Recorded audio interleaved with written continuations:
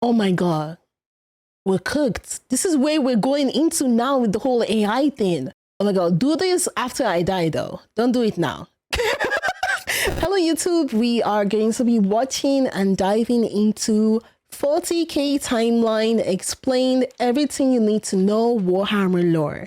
So this video is from Weshammer. Someone recommended me this video after they saw that I watched the Bricky Warhammer video. So we are going to be diving into this one. Heads up though, I am sick at the moment, so my voice probably sounds off. Also, I am new to Warhammer. Okay, I am new to Warhammer, so please do not, if I'm asking questions, yeah, even if they sound stupid to you, they don't to me. By the end of this video, you're gonna know everything there is to know about the Warhammer 40K timeline. Sorta, let me explain. But first, if you're unfamiliar with 40K, it's this super dark science fantasy franchise, where humanity is ruled over by the bloodiest regime imaginable and religious dogma, and beset on all sides by voracious aliens, heretics, and literal demons. It's kind of like the exact opposite of Star Trek, where Star Trek's all about peace and love and hope, and 40K is like, nah, fuck that, we tried that. In the grim darkness of the far future, there is only war. But it's also And what I'm hearing right now is I am liking it. Super intimidating for new people to get into. There's over 400 novels, not to mention 30 years worth of lore. And as somebody who's read over 100 of those novels, most of those events, albeit important, don't really contribute to you knowing what's going on in the franchise. So today we're gonna take the entirety of the 40K timeline and boil it down to just the basics. Just those critically important time periods that you need to know about in order to understand 40K. Because if I was to try to explain the plot of all of those books in order, we would be here for like 10 hours. So with all that out of the way, let's dive in where the timeline truly begins. 60 million years ago with the War in Heaven.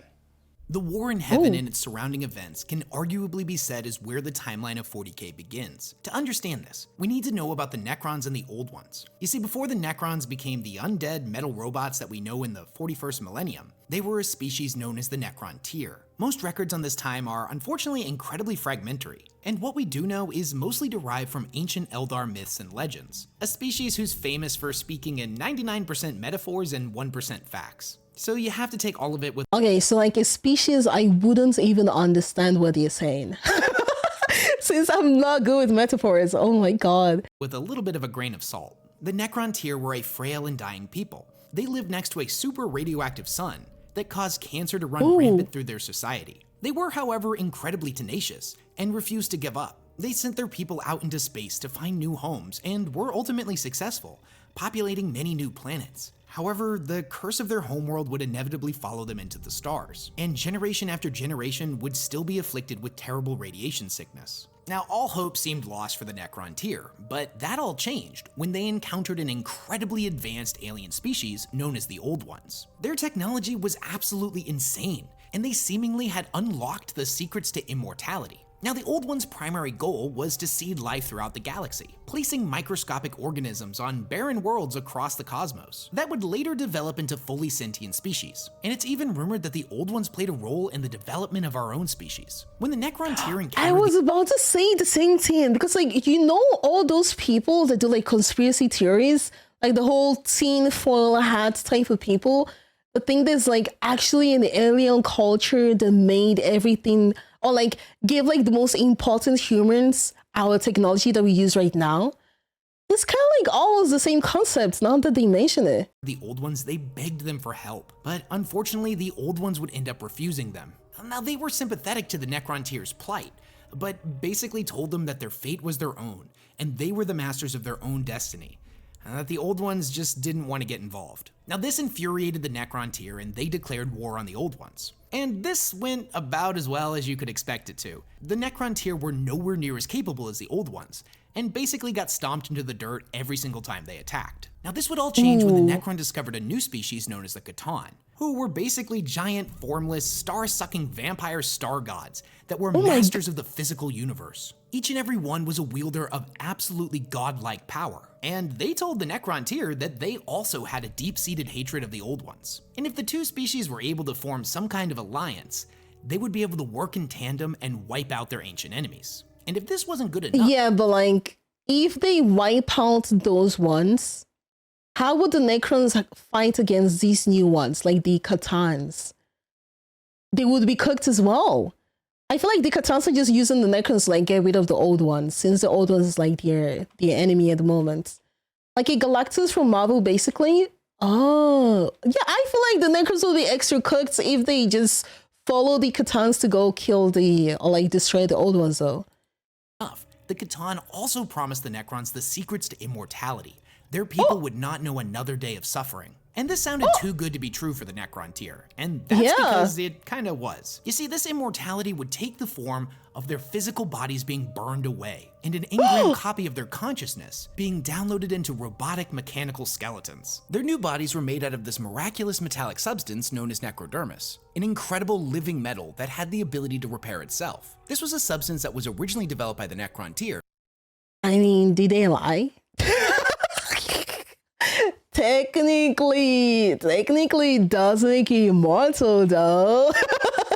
Like technically it's still part of the deal though. I mean And had been used in most of their starships. Not only was it incredibly durable, but it offered a lot more protection than their flesh bodies, and their warriors could regenerate from any wound that didn't completely obliterate them. This whole process was known as biotransference, and the entire species was subjected to it. Now, this was the day that the Necron tier species literally probably better than dying of uber cancer. Yeah. died, confined to the halls of extinction, and in their place was simply the Necrons. Now, together the Necrons and the Catan would strike back against the old ones, and their combined might was enough to put them on the same level.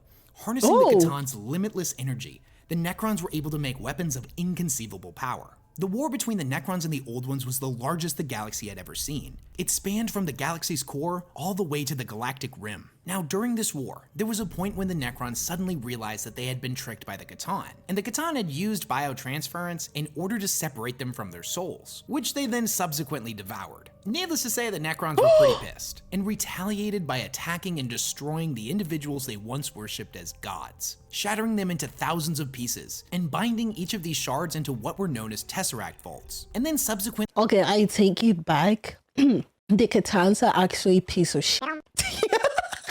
I take it back. I take it back. That wasn't a good deal at all.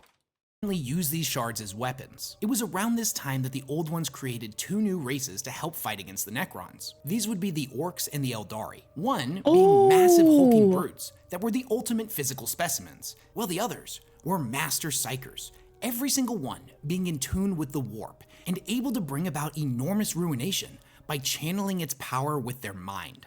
So I just want to take a moment to point out that at this point in the timeline, we have a race of vaguely Egyptian ghosts trapped inside robot skeletons, fighting against an entire race of psychic alien god frogs who have created a race of space wizards and space orcs in order to fight the undead robots. 40K can get pretty wild sometimes. Now, the devastation that was brought on by the war in heaven reached not just the Old Ones, the Necrons, the Eldari, and the Orcs, but there were tons of other civilizations that were living peacefully in the galaxy as well. And they all ended up getting caught in the crossfire at one point or another. And this war spanned millions of years, so the amount of untold destruction and lives lost is truly uncountable. And the warp isn't just called the Sea of Souls for nothing. It's where the souls of sentient creatures go when they die. So the amount of angry and terrified souls that were lost in this war started flooding into the warp. Wait, so is it like hell or is it like purgatory? Because he doesn't like specify if it's like good souls or bad souls or medium soul medium souls. War in heaven, what is sick name for big events? So is it like heaven then? This would be like, it doesn't look like heaven though, it looks like hell. Purgatory, right? Okay, so this would be purgatory then. Okay. Warp in mass. And this would have some very particular ramifications, but we'll circle back to that in a second.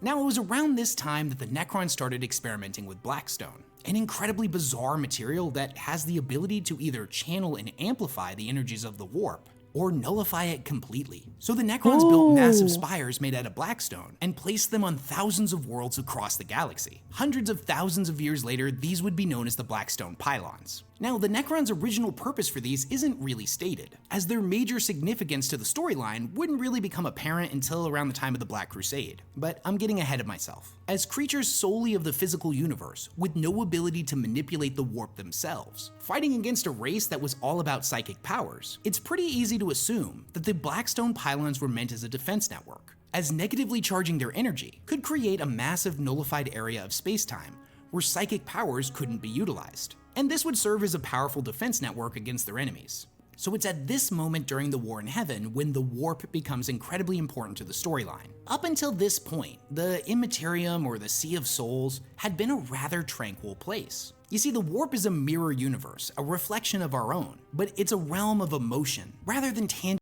A reflection of our own? So would it be like the multiverse then? Would the warp be the multiverse? I'm trying to think about all this in a way that my brain can comprehend.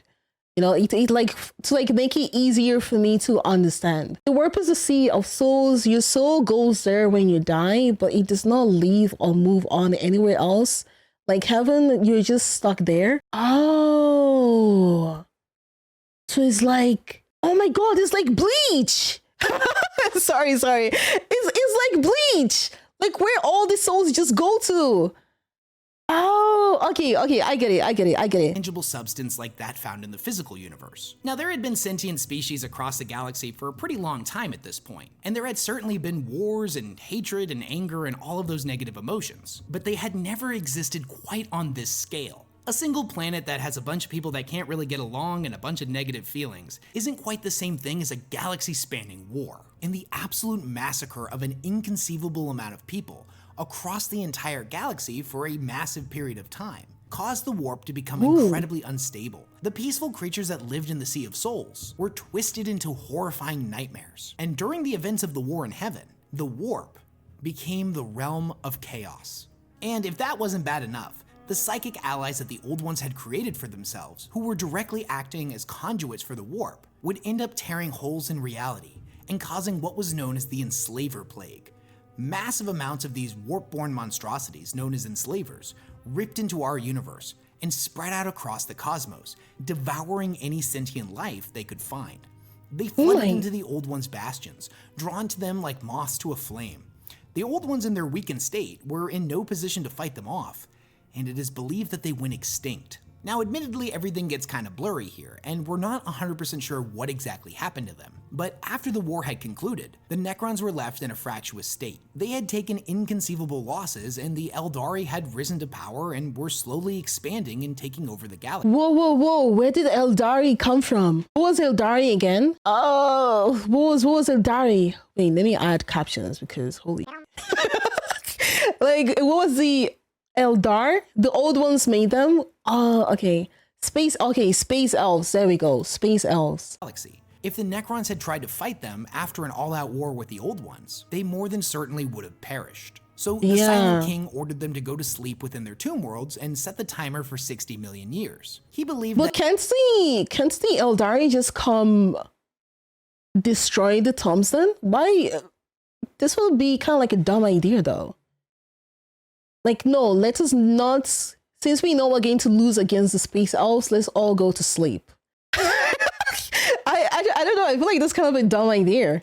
That by this point, the Enslaver Plague would have run its course, and would have dissipated back into the warp. Also, the Eldari surely would have died off by then, and whatever species was left over to inherit the galaxy wouldn't be ready for the godlike creations of the Necrons, who would then reclaim what was rightfully theirs. Now, the time between the War in Heaven and the rise of humanity is a time mostly dominated. Wait, so does that mean there was nothing that could like awaken them? They never knew how to open them as Necrons take is silly. That's what I wanted to know, because it doesn't make sense how they would just let them sleep for like 60 million years and nothing. By the Eldar, who were left to inherit the galaxy after the war had concluded. They knew a time of peace like no other, as every other sentient species had no hope of challenging them. So they could pretty much do whatever they wanted. Now, here's the thing about being immortal and having no wars to fight. You got a lot of free time on your hands. So the Eldar got really into the arts and other leisure activities, pursuing pleasure instead of violence. Now, this started off normal enough, At first they pursued music, poetry, sculpture, theater, and pretty much any artistic pursuit you can think of. But over 60 million years, these pursuits of study started getting boring to them, and their desires started to take on a much more hedonistic and depraved form. But we'll circle back to that shortly. Now, millions of years after the War in Heaven had concluded, far from the Eldar Empire, there was a tiny little planet known as Earth, where a new species was coming into its own. So why is the rise of humanity and the birth of the Emperor so important? Now, 40K is a franchise that focuses on a lot of different characters and factions, but the human perspective is arguably the main one, as most of the novels and stories focus on the humans. And the storyline of humanity in 40K sees them rise to power and then have their empire crumble around them, only to rebuild but be set in a new dark age. Probably the most famous quote that's associated with 40K summarizes this pretty perfectly. "Forget the promise of progress and understanding, for in the grimdark future, there is only war." So to understand how we ended up there, we need to know where humanity began. But before we dive into that, I've been getting a lot of comments from you guys asking where I get these super dope t-shirts from. They actually come from this really cool clothing company called Oh my god, I was like so locked in listening to him that I didn't even notice he was getting into his sponsor or something. 50 million years of hibernation. Let's wake up the walking metal space skeletons by attacking their tomb and hope we destroy them. I mean, is it really bad though? The whole reason the skeletons, like the Necrons, went to sleep was because they knew if they fought against the Eldari, like the space elves, they wouldn't win. From what I understood, that was it, no? Like that's the reason they went to sleep. Like they're trying to like outsleep the existence of the space elves, basically. Mutual destruction was more than likely. Oh, okay. I mean, the way he explained it, it felt like the space elf was going to win anyways. That's how I understood it. Oh yeah, okay. And they're this week's sponsor. Not only are their designs super unique and colorful, but the shirts themselves are also really high quality. They're incredibly soft, and they feel thicker than a normal t-shirt. Also, as a guy who is blessed with the genetic lottery with a naturally big chest, long torso, and short legs, I appreciate that their shirts are a little bit longer than most t-shirts. I can't tell you how many times I've found a graphic tee that I really like, but after one— He looks really cute. Sorry. It just, yeah, he looks like a baby, you know. He like really cute. Oh my god, I'm not sexualizing him. Oh my god, so I can't even compliment the poor guy. Oh, whatever.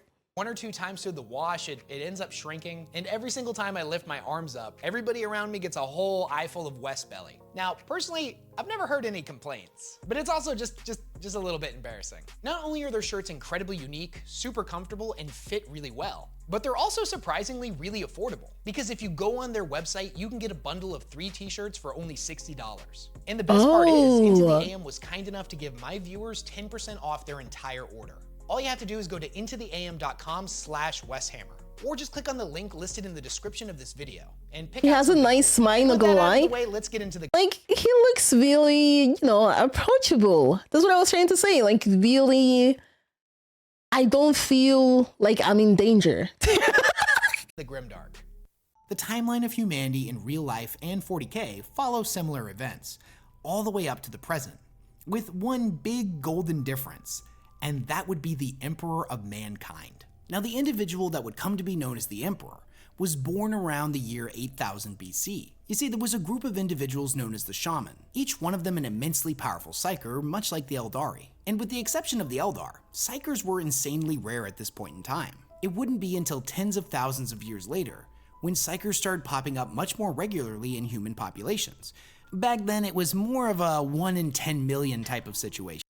Wait, the psykers, if I understood, the psykers are like the ones, because I think he mentioned something about like the whole mind thingy. It's like using like the psychic power. Is that what the psykers are?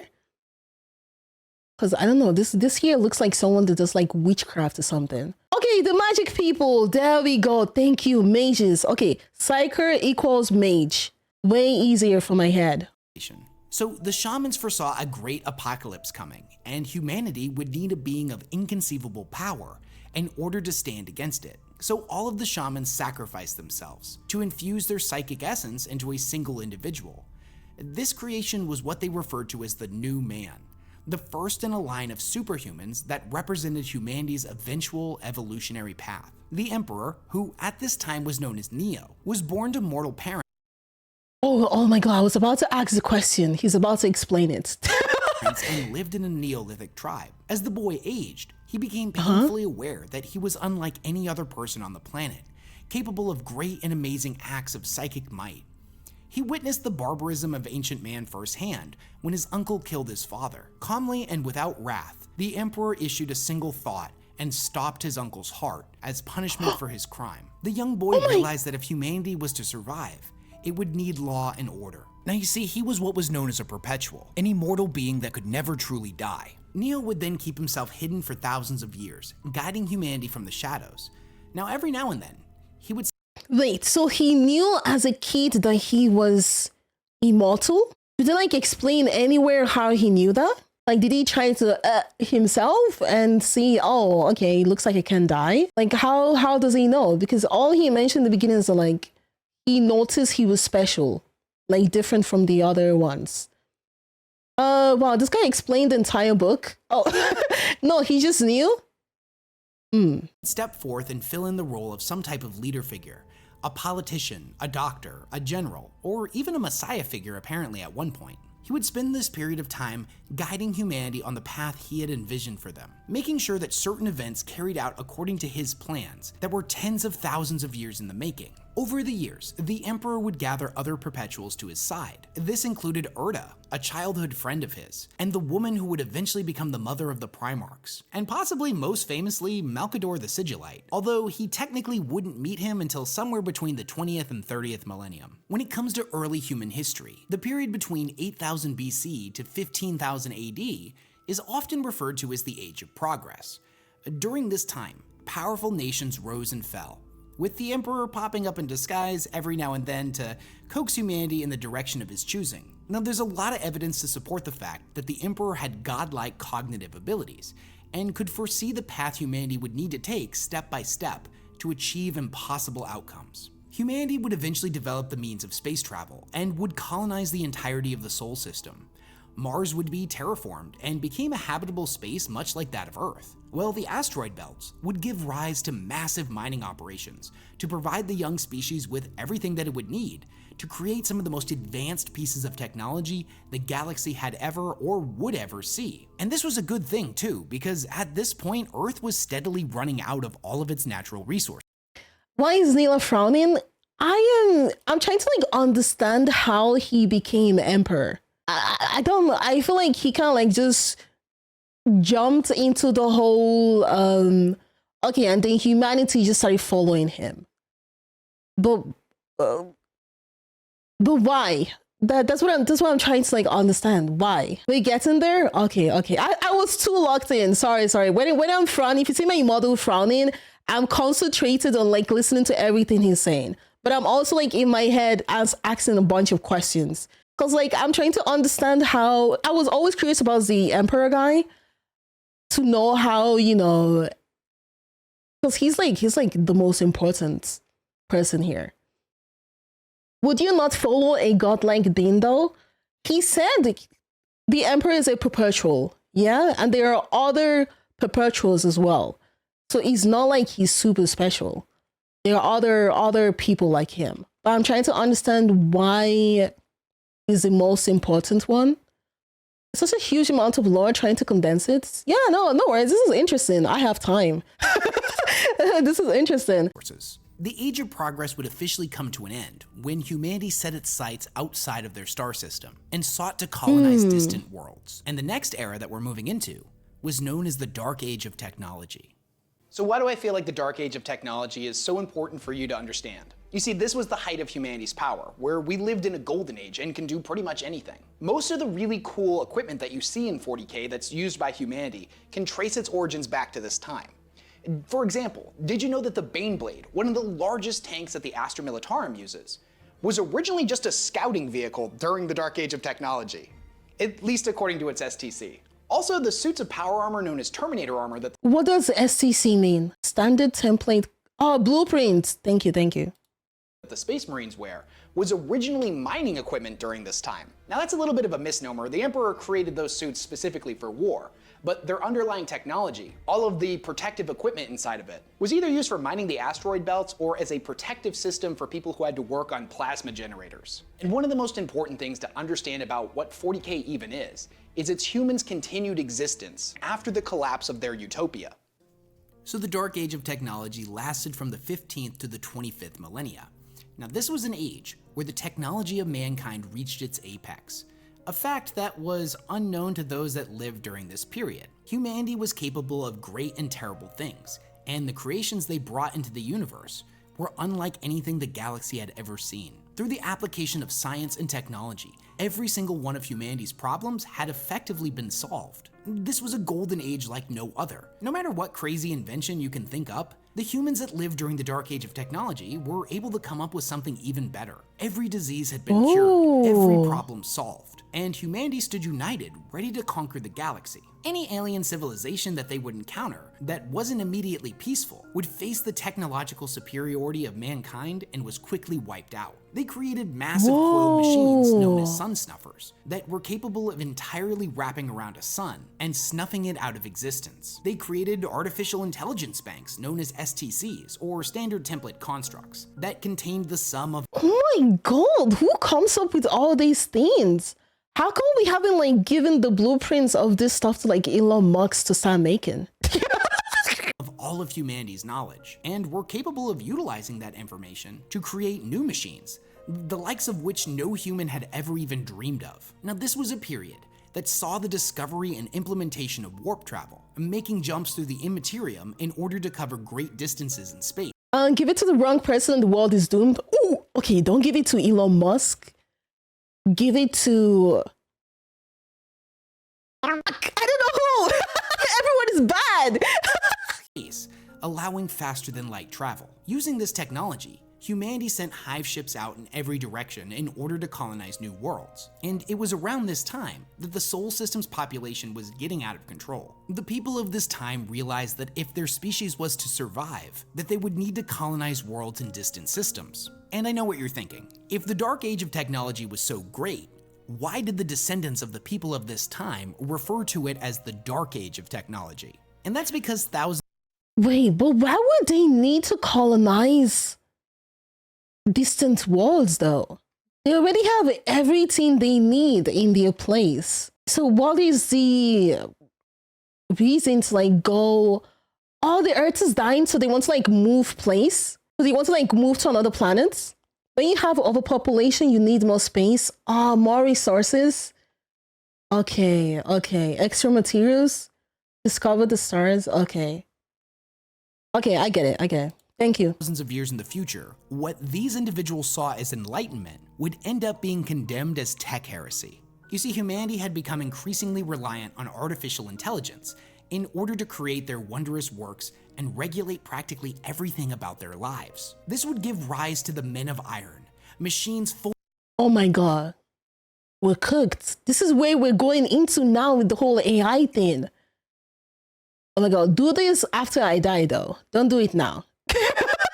like do it when I'm no longer here, okay? fully capable of thought that were incredibly powerful. They would assist humanity in fighting its wars across the stars, allowing for a rapid expansion through the galaxy. Now, what exactly went wrong is not really clear, but eventually the Men of Iron rebelled and sought to throw off the shackles— Terminator! It's literally Terminator!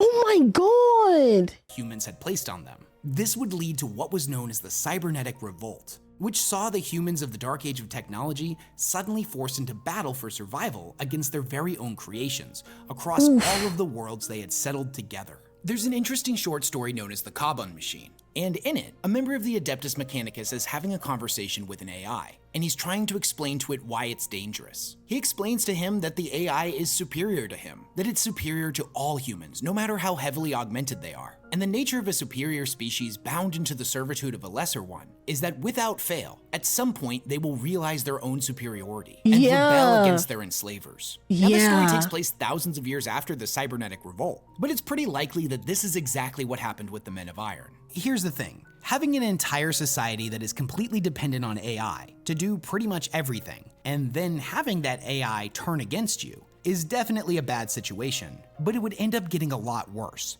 Because around the very same time, psychers began being born in mass. Now, individuals that were born with incredible psychic powers and were able to This is where the psychers were more important then. Because they don't really need AI. They just need like their, their magic powers, you know? So they would be like way more important now. It will be... Oh my God, my roommate, she just looked at me when I made that sound. I'm sorry. sorry.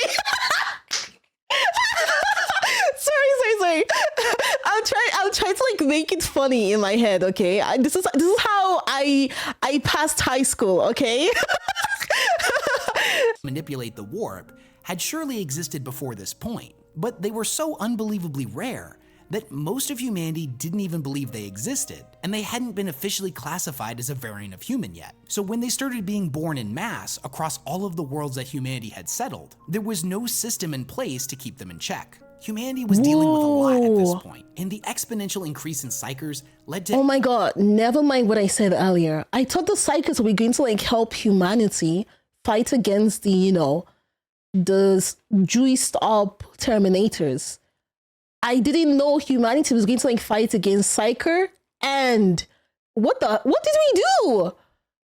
Oh my God, did we like enslave the psychers, or why do they hate humans? Oh my God, did he explain it earlier and I didn't hear it?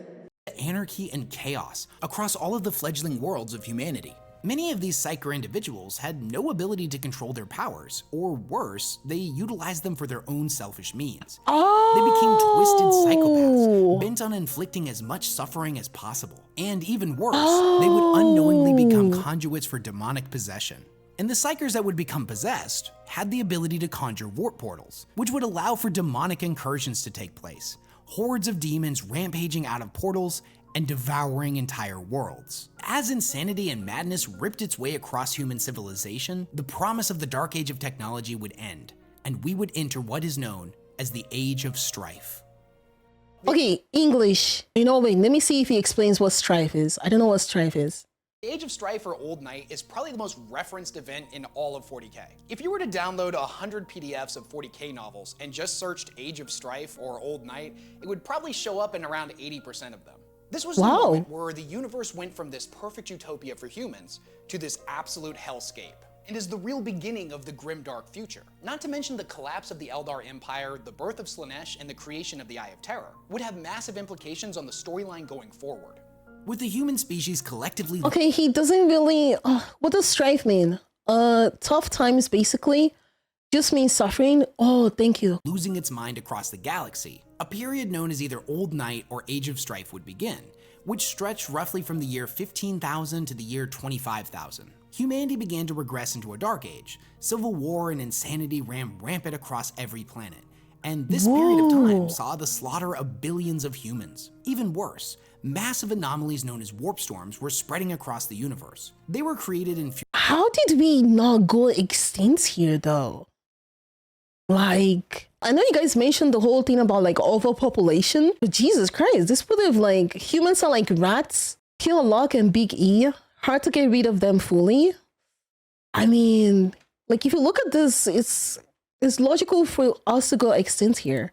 Fueled by the rampant sadism and debauchery of the Eldar Empire, who at this point was still at the height of their power, but hadn't really interacted with the humans all too much. These storms made travel and communication through the warp next to impossible, and thus all of the worlds humanity had colonized were suddenly cut off from one another. They were completely alone, and many of the distant colonized worlds would fall prey to attacks from Xenos species such as the orcs, who at this point had spread throughout the cosmos. I forgot the orcs still existed here. If I understood correctly, the orcs were made in the beginning to like attack the Necrons, right? If I understood like, from the beginning here, they were nice. Okay. And even to more advanced species like the Eldar, who decided a healthy population of human slaves would help satiate some of their darkest desires. Humanity had risen to greatness and in the blink of an eye was now on the fast track to extinction. Now back on Terra, the powerful nation states that had united and ruled over the planet began to collapse, until all that was left was feuding techno-barbarian warlords that warred against one another for control of territory and whatever remnants of the previous age could be scavenged. This was also a time period that saw the rise of the Mechanicum on Mars. Now much like Terra, Mars was having to deal with unprecedented civil war. Their advanced society was collapsing all around them, and the fledgling members that would inevitably give rise to the tech priests of Mars began a cult that worshipped the machines they needed to sustain life. And this tech-based religion would eventually become known as the Cult Mechanicum. The portion of the galaxy that humanity controlled basically went from Star Trek— Okay, wait. So Cult Mechanicum are the ones that like saw the juiced up Terminators as God then? And they started worshipping those? Or what do they do? What does it mean? Or do they like worship anything that has to do with like, because if I'm thinking about Mechanicum, is it like mechanic? No? Oh, I understood it wrong. Not quite. Basically, stuff is breaking down and the knowledge is being lost, so it stops being routine and starts becoming holy. Oh, no, not AI. Then what are the machines? Aren't most of the machines like AI? Non-AI machines? AI to them is called abominable intelligence. They started worshipping their life support machines, then it branched to all technology. But technology is literally AI. How can they say AI is abominable intelligence? It's like if you didn't know how your laptop worked. Oh, okay, wait. Let me think of an example. I'm seeing a gun right here. Is a gun considered a machine to them? Yes. Okay, that's what I needed to know. Because this doesn't need AI to work. to Mad Max in a period of a few thousand years. Humanity would see 5,000 years of incalculable suffering and slaughter as the promise of the age of technology slipped further and further from their grasp.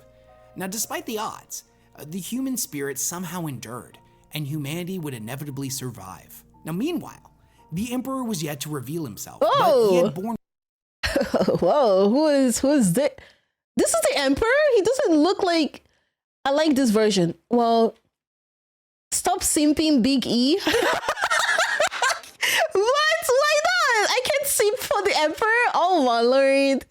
witness to every moment of human civilization for the past 30,000 years. And in his study of the warp and the subsequent warp storms, he knew something terrible was about to happen. And he wasn't alone, as back over with the Eldar, a group of them which would later become known as the Exodites, were horrified by what was happening to their people, and foresaw a great calamity coming. The Exodites fled their empire, seeking to colonize new worlds and live a more honest and primitive life. For all intents and purposes, the Exodites basically became the Amish of the Eldar. Now, all of the sensations that the Eldar people were experiencing— pleasure, ecstasy, suffering, and anguish— were being experienced on an incomprehensible scale, all of which generated a psychic footprint in the warp that was growing larger and larger every single day. Now, eventually, a breaking point was reached, and the chaos god of excess, also known as— What does that mean? As in, why will the elders experiencing, like, you know, their pleasure, whatever, at a crazy scale affect the warp? Does it mean that, like, people, like the souls in the warp were being affected by it? As in, they were becoming also worse as well? Emotions affect the warp?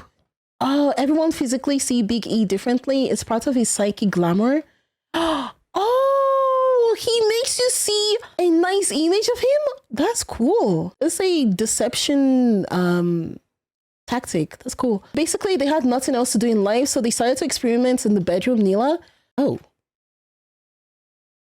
Ah. Ew.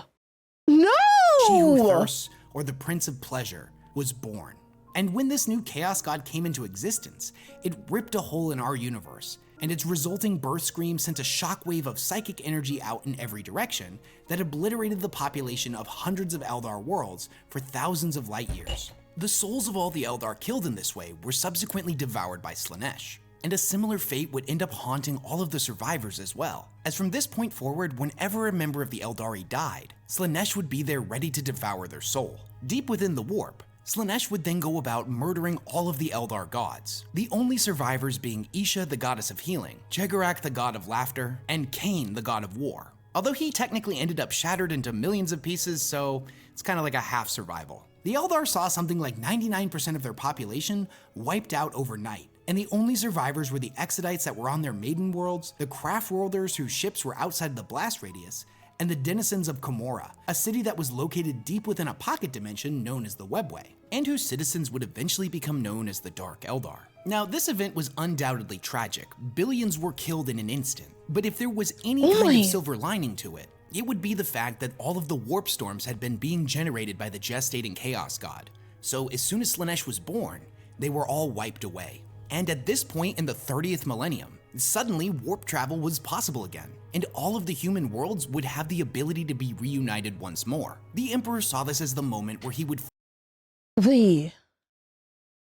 What? How does that make sense? How does Slaanesh being born allow warp, I don't know, teleportation to work? Elder were hogging the Wi-Fi.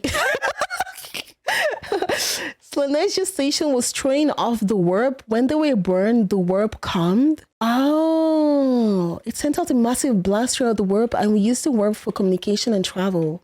Okay. Okay. finally reveal himself, and he would lead the humans of Terra back into the stars, reuniting the entirety of the human race under one banner, under the Imperium of Mankind. Now, in order to do this, he would have to reunite— So the Emperor kind of used, like, I mean, this is like the impression I get though. He used the moments when like humanity was like really, really low and they needed like a leader to become one. So this is how he basically became an emperor then. Since I feel like humanity was kind of desperate. If I understood it correctly, he didn't want to be the leader, to be honest. He had no choice. What do you mean he had no choice? I mean, no one forced him to do this, no? Like, if I understood this right, humanity was super, super desperate, and he used this moment to become the emperor. During this time, he was trying to put Terra back together. Oh, yeah, he was kind of forced into it because his end goal is humanity's success. Oh. Terra first. At this point in the timeline, the human empire has completely collapsed. All of the planets are cut off from one another, and the universe has become an incredibly terrifying place. Terra itself has become basically a wasteland ruled over by barbarians. But this is the turning point, where the Emperor unites everybody and sets off into the stars to reunite the galaxy. This is the moment where hope gets reintroduced back to the storyline. Although, admittedly, that's not going to last for very long. Over the almost 40,000 years that the Emperor had been alive, he had seen a lot of stuff, and had become a master of pretty much every field of study you can think of. And this included the science of gene forging. And through this, the Emperor would create two of his own superhuman factions, the Custodians and the Thunder Warriors. The former being the pinnacle of humanity, the ultimate creation, functionally immortal and the peak of physical and mental perfection.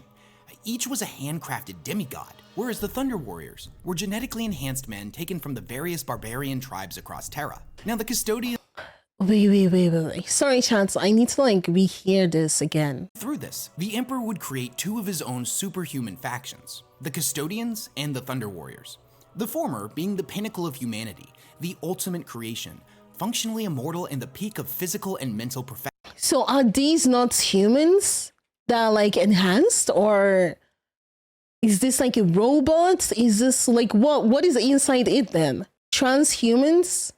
So is a human that's like enhanced, right? Super enhanced, kind of like test tube human beings. So they're like made in the lab. If we're like, you know, I don't know, they're not like I don't know, man and woman gets a kid and then the kids gets experimented on. Genetically engineered humans. Okay. Thank you. Perfection.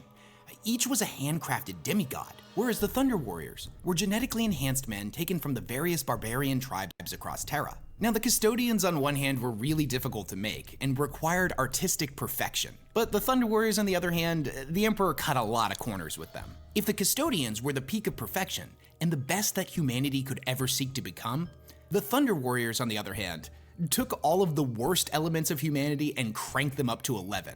They were hyper-aggressive brutes, fixated on nothing but violence. However, since they were cheap to make, the Emperor was able to make a lot more of them than the custodians. Now, one by one, the Emperor and his armies toppled all of the techno-barbarian warlords, and any small nation that had started either bent a knee to him or was destroyed. Now, at one point, he perfected the formula for mass-produced super soldiers and would cease production of the Thunder Warriors. The Thunder Warriors at this point were genetically unstable. They were prone to having shortened lifespans, and the longer they were in service, the more their minds would start to degrade. And supposedly many of them were starting to go crazy and were harder and harder to control. The Emperor believed that they had served their purpose, and he would have no need of them going forward, and thus he would order his custodians to wipe them out.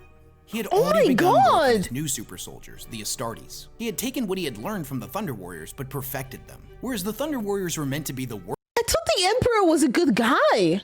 Aren't this like still, you know, I know they're like humans that we experimented on, but oh my god, I thought the Emperor was a, you know, cool, noble, humble, from the way you guys described him, humble guy, no? Am I the only one that sees it that way? He's very brutal. Oh my god, did I just get tricked because he was handsome? Worst elements of humanity, the Space Marines were meant to be the best. And one day, when the galaxy was fully and truly united, the Space Marines would be able to lay down their weapons and take up new roles in this perfect society. Whether that be as politicians, council members, doctors, generals... Wait. So, the Space Marine, I'm going to assume they're like way better than the custodians. So did the Emperor then order the Space Marine to get rid of the custodians, or did he still use the custodians? No? Oh. But the Space Marine then just like better Thunder Warriors? The other way around? Because like the Emperor just got rid of the Thunder Warriors, right? Since they're like too unstable. And you know, they have like short lifespan. So I'm guessing the Space Marine, who did they replace then? Custodian or Thunder Warriors? Okay, better than Thunder Warriors. Nice. Okay. I got it now.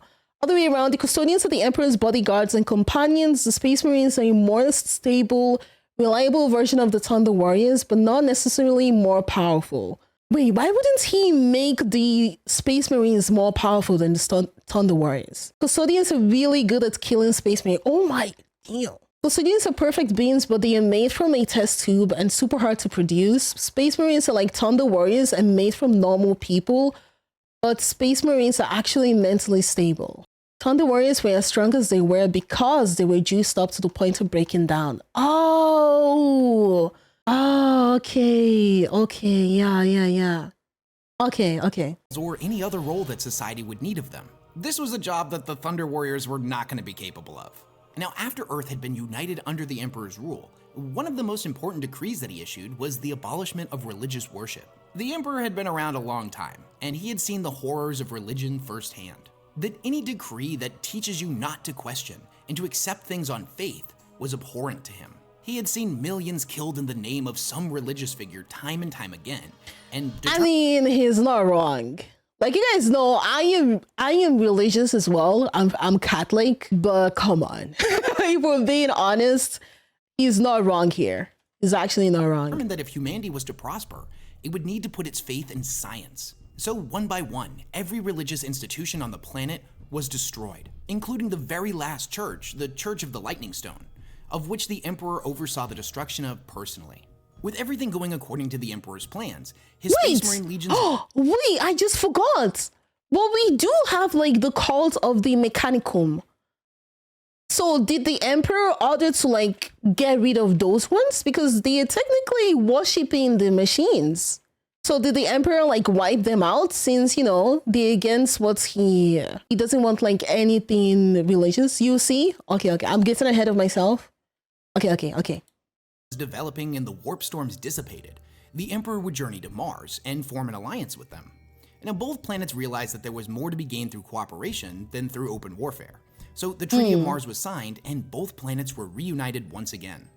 Now, I will point out that the Martian worship of machines definitely went against the Emperor's decree about religion. But he made a one-time exception for them.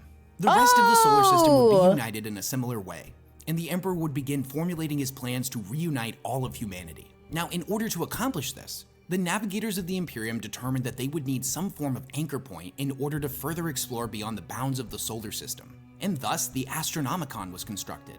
And now it functioned kind of like the North Star, in that the device produced an enormous beam of golden light that could be perceived through the psychic sight of navigators from anywhere in the galaxy or even inside the warp. By using this light, they would always be able to pinpoint the exact location of Terra, and thus could use that knowledge to map the stars and make successful warp jumps. As jumping between the worlds within the solar system was one thing, but trying to make a jump halfway across the galaxy had an incredibly high probability of seeing the ship get lost and not being able to find its way back out of the Sea of Souls. In addition, the Emperor realized that his armies would need powerful generals because he couldn't be everywhere at once. So thus, he created 20 demigod-like individuals known as the Primarchs, based off of his own DNA, as well as his perpetual companion known as Erda.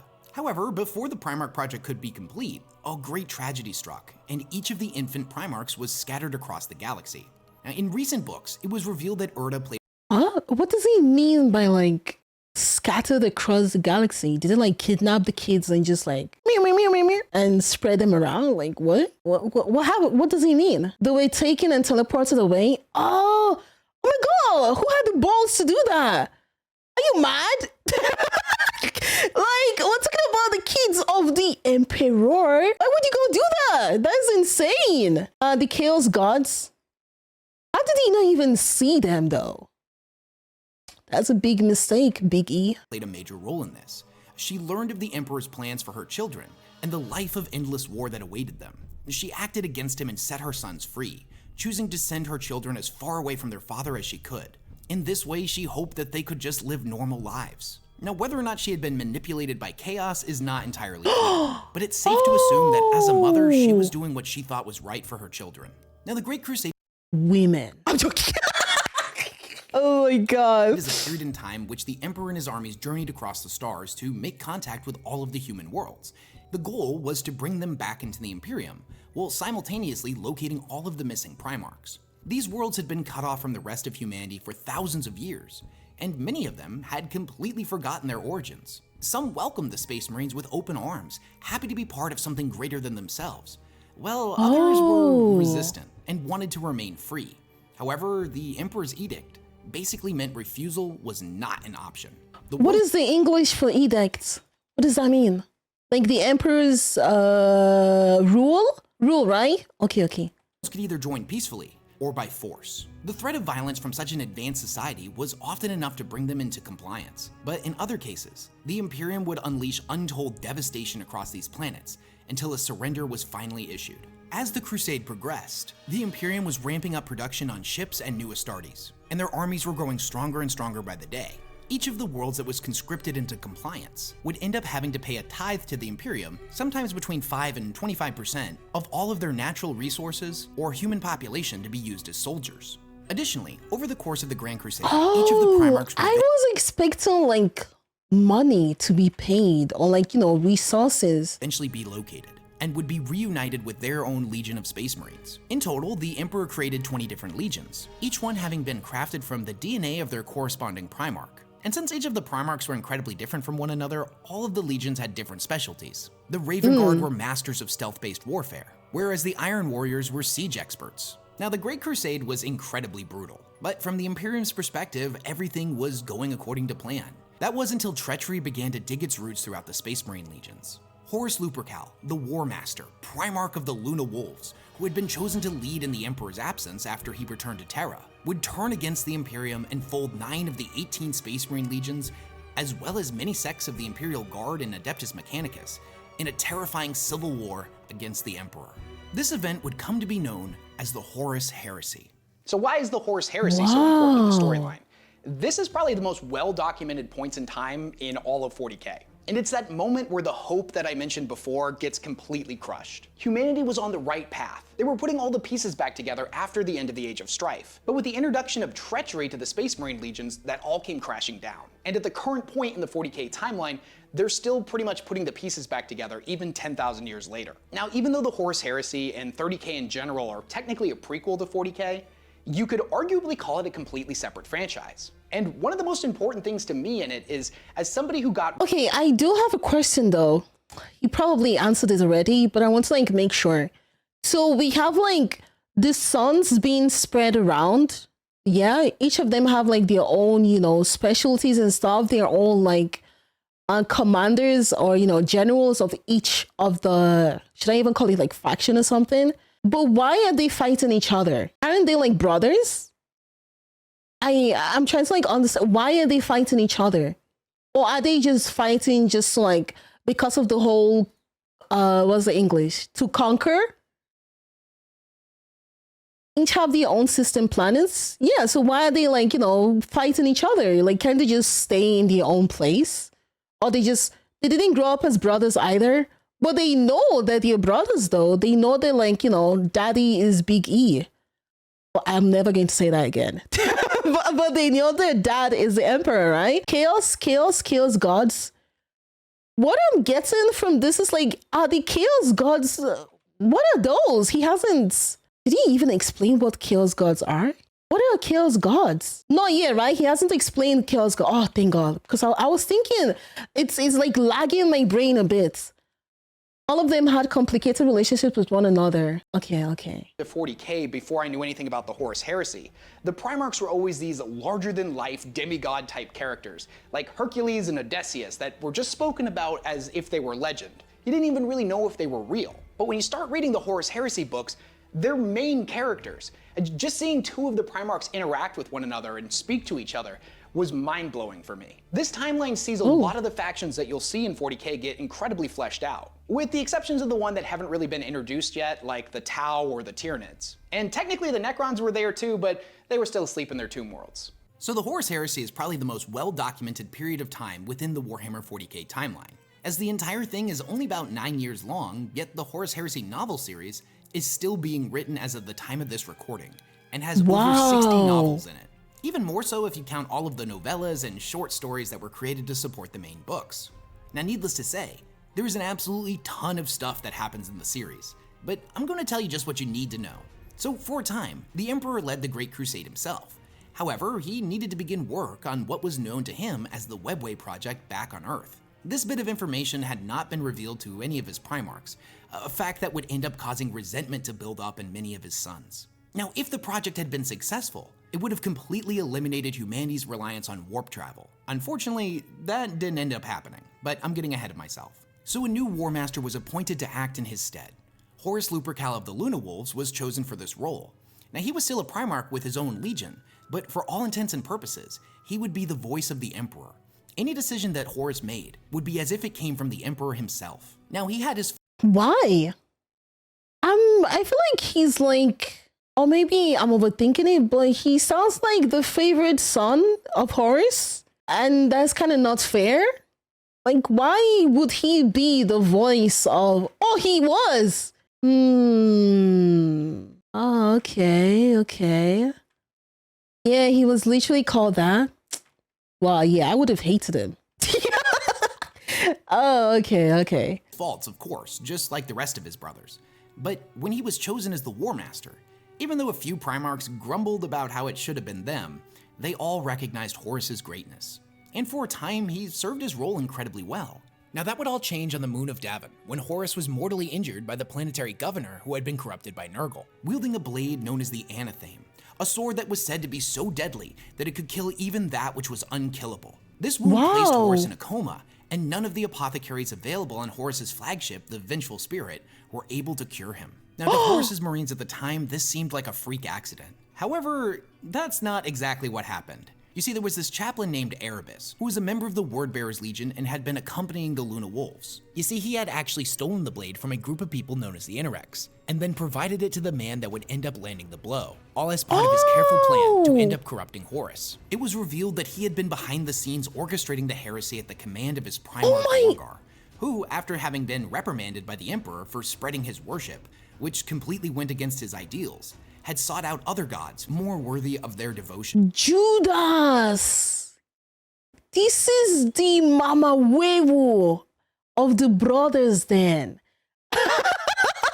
This is the cabron of the brothers then. Oh my god.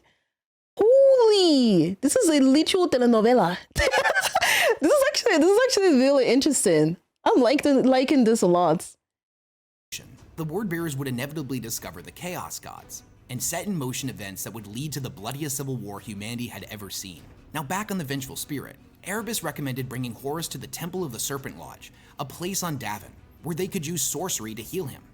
Now this was a diabolic place that was linked to the ruinous powers of the Chaos Gods, a fact that was unknown to the Luna Wolves at the time. Many of the Marines were against this, but they didn't really see any other options. So in desperation, they agreed to try what Erebus wanted. And it was here in the temple that Horus was put into a dreamlike fugue state. And in this dream, he would be manipulated by the Chaos Gods and the astral spirit of Erebus into turning against the Emperor. He was shown visions of the future, of the galaxy in flames, of a human imperium that worshipped the Emperor as a god. Humanity had descended into a new dark age, and the Emperor didn't care about humanity. He had just been using them this entire time in order to obtain godhood. Now during this, the astral spirit of Magnus, the Primarch of the Thousand Suns Legion, appeared before Horus and tried to prevent what was happening. But unfortunately, he was ultimately unsuccessful, and the corruption had taken root in Horus's heart. When Horus finally awoke, he had been healed and his allegiance had changed. He set about orchestrating the downfall of the Imperium. Now 7 of the other Primarchs, Lorgar of the Wordbearers, Mortarion of the Death Guard, Fulgrim of the Emperor's Children, Portorabo of the Iron Warriors, Angron of the World Eaters, Alfarius of the Alpha Legion, and Conrad Kurz of the Night Lords, would join with Horus and pledge their allegiance to his cause.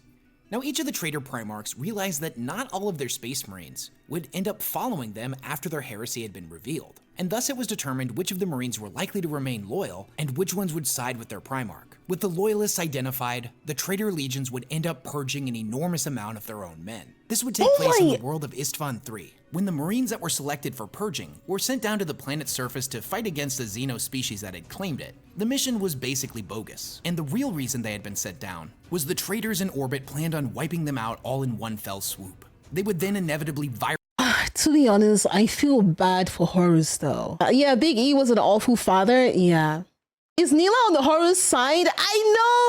It's just, I mean, if I was Horus and then you show me that freaking heresy of Big E becoming a god and he doesn't care about humanity, I would also overreact that way, you know? I'm not, no, come on, I'm not a heretic. No, no. I feel like he just has like, what's the English? Good intention. Yeah, only that it was, you know, the devil whispering in his ear. Yeah. Come, Neela, join the club. I'm not a heretic, shut up.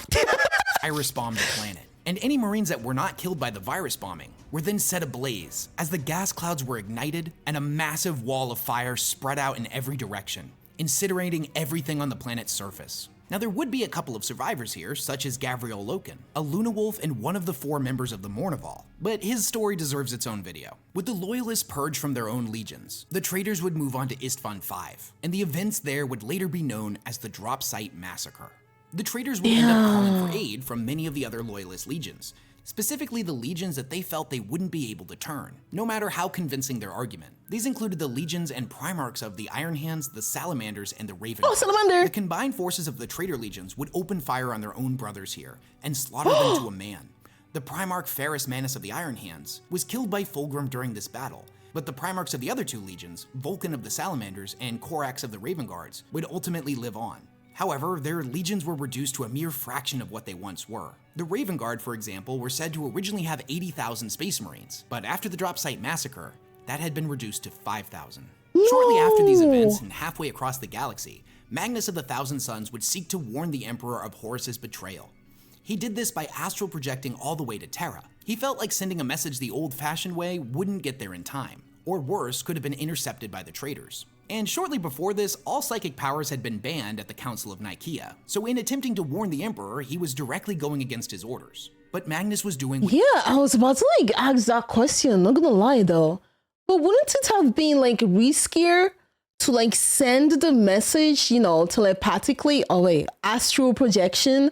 What if something happened though? Like, you know, while he's doing it? It's like astral projection when you're like using like your— I wouldn't say soul, but you know, it's you, but you're going to like another realm or something. Yeah, what if? So much riskier. He was ordered not to do exactly the thing he tried to do. Yeah, but what other way would he have warned Big E though? He's kind of like forced to do this. Magnus' pride was always an issue. He had confidence in his mastery of these powers and felt he knew what was right. The thing was, Big E did not need the warning. What do you mean he did not need the warning? Wait, maybe you'll explain.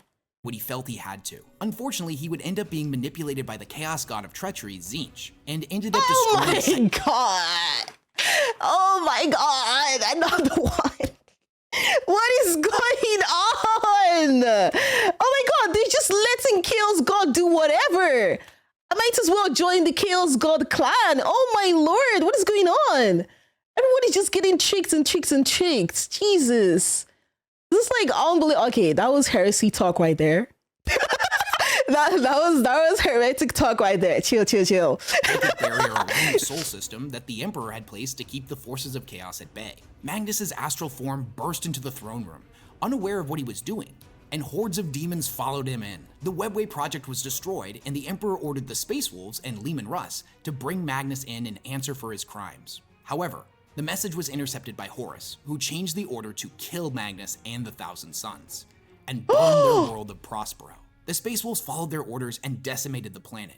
In a desperate attempt to save his legion, Magnus made a pact with Tzeentch, who warped him and his surviving sons off of Prospero and to the planet of the Sorcerers, a world deep within the Eye of Terror. Later, Magnus would pledge loyalty to Horus, not out of some form of malice like his brothers, but because he had directly been betrayed by the Imperium. The War Master would lead a horrifically violent crusade against the Imperium, working ever closer towards Terra and the Imperial Palace. Eventually, the traitors would siege Terra. Horus had been infused with the power of all of the Chaos Gods, and in a great climactic final battle, would engage the Emperor in combat. Still seeing the good in his son, the Emperor would end up holding back, not unleashing his full power, hoping desperately that Horus could still be saved and redeemed.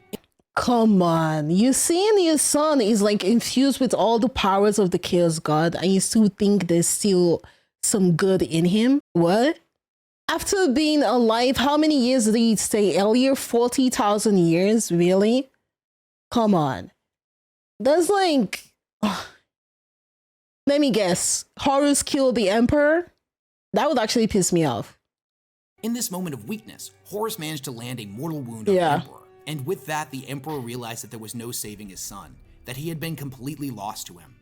So the Emperor unleashed his full power and obliterated Horus so completely that not even his soul survived. Now, in order to keep the Emperor alive, the Astronomicon was quickly converted into a makeshift life support system. The Emperor's psychic might would be used to power it, and the machine would keep him from truly dying. And here the Emperor would remain for the next 10,000 years, his physical body little more than a decaying corpse. Well, his spiritual body was free to roam the warp, and by all accounts, has been growing stronger ever since. Now, one of the greatest ironies of 40K is that since the Emperor is a perpetual, if he was to physically die, he would be reborn. This is a fact that the other members of the Imperium are not aware of. So over the last 10,000 years, they've been doing everything they can to keep him alive. But if he had just been allowed to die, he would have come back. The traitor legions would be pushed back from Terra. Yeah, but he would have come back but as a baby, no? He would have to like still go through the whole, you know, growing up, be like going from kid, young, old, you know, it would take like a few years before he's back to his, I wouldn't even say like his normal age, since like he's 40 something thousand years there. It takes maybe 20 years, depends on the perpetual. Some of them just respawn. Yeah, but he's a baby, no? Would he still remember like his past life or stuff like that? No, you just kind of reform. I think perpetuals kind of just respawn as you were. Baby, but with his mind and power. What the? Wait, but how come the Emperor didn't know this knowledge then? Couldn't he just tell them, let me die. I'll just respawn tomorrow. Why didn't he just tell them? He knew? So why didn't he just tell them to just let him die? He can't talk to the... he can't communicate with them. Because his soul is in the warp. I thought maybe he could talk through the machine that they mentioned here, where they kept him in. I thought maybe he could talk through the machine, though. Okay. Terra. With the War Master dead, their siege had failed. And in the period of time leading up to the 31st millennium, an event known as the Scouring would take place, where all of the traitor legions were hunted.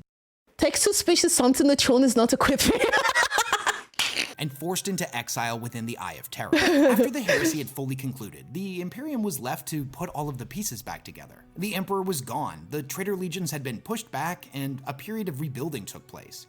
In order to prevent such a tragedy from ever happening again, a council of representatives known as the High Lords of Terra were implemented to rule in the Emperor's place, each coming from a different background and having different goals and objectives rather than the Imperium being ruled by a single individual. Now, that being said, they were also supposed to quote-unquote interpret the Emperor's will. Additionally, Guilliman, Primarch of the Ultramarines, would propose that the Space Marine legions be broken up into chapters, each of which containing no more than 1,000 members. The idea was that if treachery on this scale had happened once before, then it could inevitably happen again, and no single man should have the power of an entire Space Marine legion at his disposal. Many of the Primarchs did not agree with this, namely Vulcan of the Salamanders, whose— Yeah, even I wouldn't. Oh, see, I was going to say I wouldn't agree with this. And hold and behold, or whatever the English saying is. My favorite salamander says it. This is why I belong to them here. His legion had been reduced to just a mere fraction of its original power. Or Rogel Dorn of the Imperial Fist, who viewed this action as a further weakening of the legion's strength after they had just concluded the bloodiest civil war in their history. Regardless of how they felt, the book that Guilliman had penned that outlined how all of the chapters should be organized, known as the Codex Astartes, was eventually implemented, and all of the legions were broken up. The 10,000 years between the Horus Heresy and the 41st millennium is where the bulk of 40k lore takes place. This is where the majority of the books are set. And you could make the argument that all of these events are definitely important, but they're not critical to understanding the framework of the entirety that is 40k. But there are a few details that I feel like you need to understand. The first and most major is that during this time period, we see all of the Primarchs inevitably end up disappearing. And all for various reasons. Leman Russ dives into the warp, headed off after the traitors. Corvus Corax disappears in shame after he tried to rebuild his legion by cutting corners. And inevitably accidentally made a whole bunch of Raven Guard abominations. And Guilliman was mortally wounded by his brother Fulgrim, and subsequently put in stasis. So it's kind of mirroring what happened with his father. In the span of this 10,000 years, we'll also see the Damocles Crusade, where the Tower introduced to the storyline. First contact with the Tyranids also occurs here. Oh yeah, and the alarm clock for the Necrons ends up going off and all their tomb worlds start coming back online. But we're jumping ahead to the 13th Black Crusade, because this is where the timeline finally started moving forward. When we find ourselves in the 41st millennium, the events of the Horus Heresy have slipped into legend. Most people alive during this time have no idea what transpired back then, whether that be because of the intentional purging of specific documents, a covering up of the truth, or just that it happened so long ago that they don't remember. This isn't true of the Space Marines. They remember it all too well. But whereas most of the Loyalist Marines that are alive in the 41st millennium know of these events because of the records kept by their chapter, however, when it comes to the traitor Marines that exist in the Eye of Terror, time flows differently there. And most of those Marines were the very same individuals that participated in the Horus Heresy. So they remember those events because they were actually there.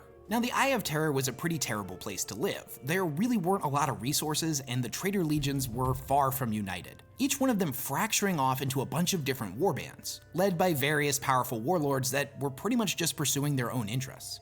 In fact, at this point, Chaos fought amongst itself more than it ever fought against the Imperium or Xenos. Now, one of these Space Marines in particular was named Abaddon, and he had been the first captain of the Luna Wolves and one of the 4 members of Horus's Mournival during the Horus Heresy. Abaddon sought to unite the traitors and would end up reforming his legion, drawing members from all of the various Chaos warbands. This legion would be called the Black Legion. Over the several thousand years that passed between the Horus Heresy and the 41st millennium, Abaddon, or an appointed representative, would lead what were known as the Black Crusades, Chaos incursions out of the Eye of Terror back into real space, to attack various Imperial worlds. Now, for the longest time, it looked like the traitors just weren't really very good at conquering, as every single crusade ultimately failed to bring about the complete collapse of the Imperium. However, it was revealed in the last few years that each one of these crusades had a much smaller objective, that Chaos was actually playing the long game. The very first of these Black Crusades would take place in the 31st millennium, about 500 years after the Scouring. Now, in response to these raids, the Imperium would end up fortifying the planet that was right outside of the Eye of Terror, known as Cadia, and it became one of the most fortified positions in the entire Imperium next to Terra itself. Wait, so like, they were doing those crusades to what? Take resources? For 10,000 years, Cadia stood sentinel right outside of the Eye, ready to punish and push back anything that would try to leave it. However, in the 41st millennium, all of the small victories that Chaos had managed to achieve over the previous 12 crusades would come together in the 13th. This was the period that saw Abaddon's forces assault the Cadian Gate, and in the end, Abaddon ended up sacrificing one of his Blackstone fortresses, an ancient alien spaceship made of the same material the Necrons used back during the War in Heaven to create their pylons. He hurled it at Cadia like an artificial meteor, the impact being absolutely apocalyptic, and not just for the planet, but for the vast network of Blackstone pylons that had been built under Cadia's surface millions of years ago by the Necrons. You see, Cadia wasn't existing just as a blockade for anything trying to come out of the Eye of Terror, but that system of Blackstone had actually been keeping it from growing. With Cadia destroyed, the Eye began to grow out of control, and would eventually spread all the way across the galaxy. This was known as the Cicatrix Maledictum, or more commonly as the Great Rift. It split the universe completely in half, and all of the Imperial worlds that were on the opposite side of Terra were suddenly plunged into darkness, and were cut off from the rest of the Imperium. To say this was a massive victory for the forces of chaos is a gross understatement. This was single-handedly one of the most devastating events in the entire history of the galaxy. And after the forming of the Great Rift is the time period we currently find ourselves in the 40K timeline. Recent events have seen the resurrection of Guilliman, who's come back to lead the Imperium, and is pretty horrified by what he's seeing, as it's been completely dominated by superstition and religion, where they worship his father as a god even though thousands of years ago he specifically told them not to. During this time— Wait, so the Chaos God weren't wrong then? Because at the end of the day, what they showed Horus actually happened. Like, it did happen in the future. Yeah, but they caused it? I mean, wait, did it happen though? It did happen. So technically, it is their future. Also see the rise of the Primaris Marines and the induction of Guilliman's Indomitus Crusade, which sought to reunite the worlds on the other side of the Great Rift. But these are all topics that we'll dive in more in future videos. To be honest, I feel like Guilliman is kind of like, or maybe it's just me, but he's kind of like the next emperor though. Even though like he's just a regular, Space Marine.